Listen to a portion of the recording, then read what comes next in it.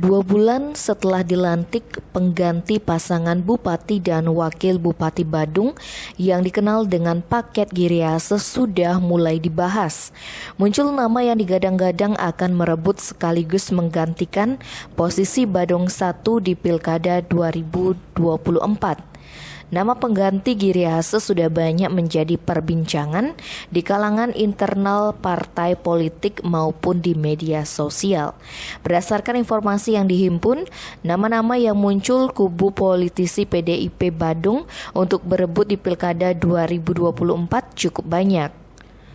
Yakni ada nama Wakil Bupati Badung Iketut Suyase dan Ketua DPRD Badung Putu Parwate. Selain itu juga ada nama dari kalangan anggota DPRD Badung Igusti Anom Gumanti, Made Ponde Wirawan, dan Iwayan Satria. Sementara di kalangan anggota DPRD Bali ada muncul nama Ibagus Alit Sucipto alias Gus Bote. Dari kubu Golkar Badung santer diperbincangkan nama Wayan Suyase yang kini duduk sebagai Wakil Ketua 1 DPRD Badung sekaligus Ketua DPD Partai Golkar Badung. Sementara di kubu Partai Gerindra menyeruak nama Iwayan Diesel Astawa yang kini duduk sebagai DPRD Bali dan juga Ketua DPC Golkar Badung.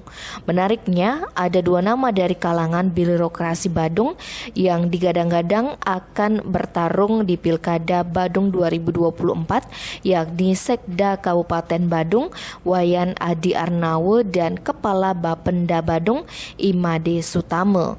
2 birokrat ini sama-sama asal Pecatu, Kuta Selatan atau satu kampung juga dengan Wakil Bupati Badung Suyase.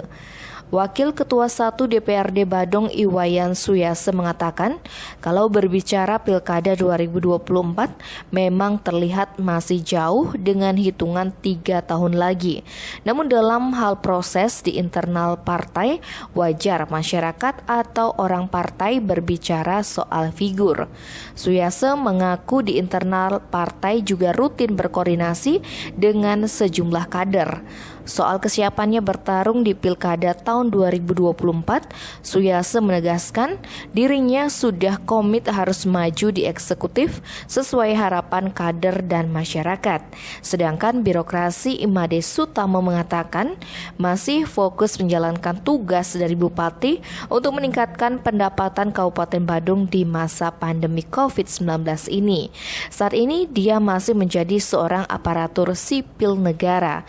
Sebagai aparatur negara tidak boleh melakukan politik praktis. Tim Bali Express melaporkan.